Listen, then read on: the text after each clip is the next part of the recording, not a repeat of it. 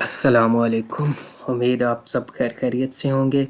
आज हम चैप्टर 16 के जिस टॉपिक को डिस्कस करने जा रहे हैं वो है हमारे पास डियर स्टूडेंट एंड ऑपरेशन।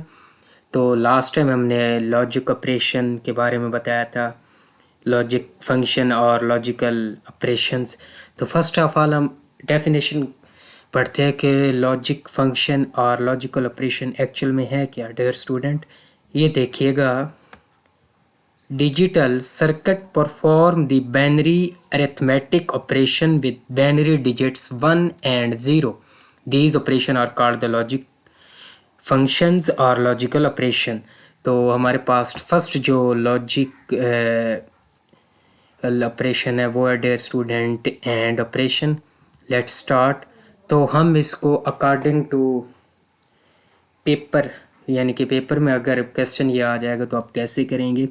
तो dear student, first of all हम एंड गेट की डेफिनेशन लिखेंगे।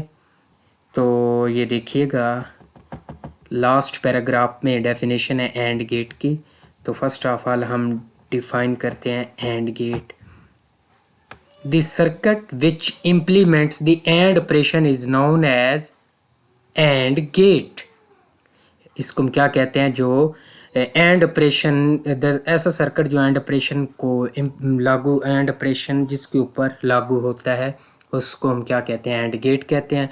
फिर हम देखेंगे कि सिंबॉलिकली, ये देखिएगा हमारे पास जो डायग्राम है डियर स्टूडेंट, फिगर है 16.9। इसमें आप देखें, ये सिंबॉलिकली हमने एंड गेट को रिप्रेजेंट किया हुआ है।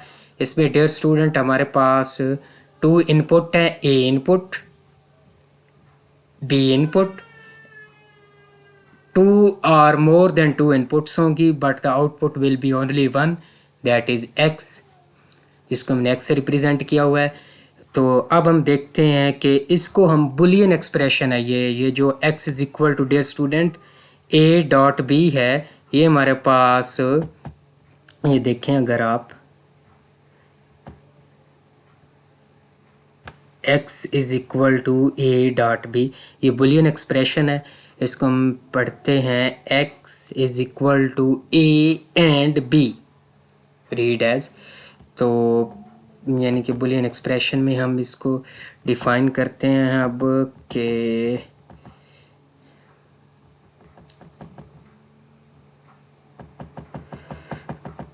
ऑपरेशन की डेफिनेशन के बाद sample for and operation is dot, ये इसका सैम्बल है। It's Boolean expression is x is equal to a and b and read as x is equal to a and b। इसको हम इस तरह रीड करते हैं।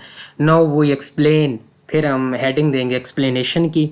अब हम एक्सप्लेन करते हैं by using the circuit diagram. तो ये देखिएगा, सर्किट डायग्राम इसी चैप्टर की 16.8 फिगर में दिखाया गया। हमारे पास 2 स्विच हैं जिनको हमने कनेक्ट किया हुआ है बैटरी के साथ, और ये डियर स्टूडेंट हमने जो कनेक्ट किए हैं बैटरी, लैंप, और हमारे पास 2 स्विच हैं, इनको हमने कनेक्ट कर दिया।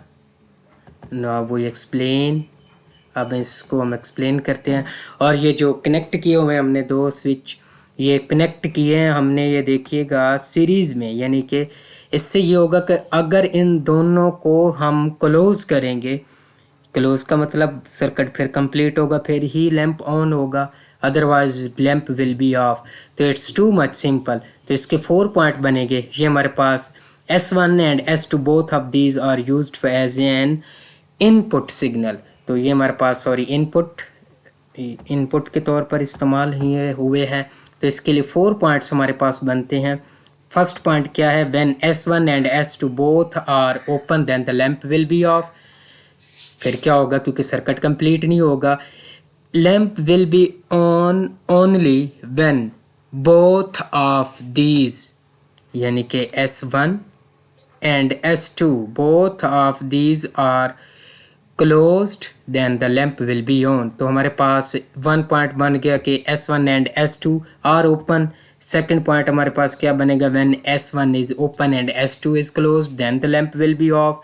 थर्ड पॉइंट हमारे पास क्या बनेगा जी, थर्ड में हम ये कर देंगे कि एक को अब हम S1 को क्लोज कर देते हैं, S2 को ओपन कर देते हैं, फिर भी लैंप ऑफ रहेगा।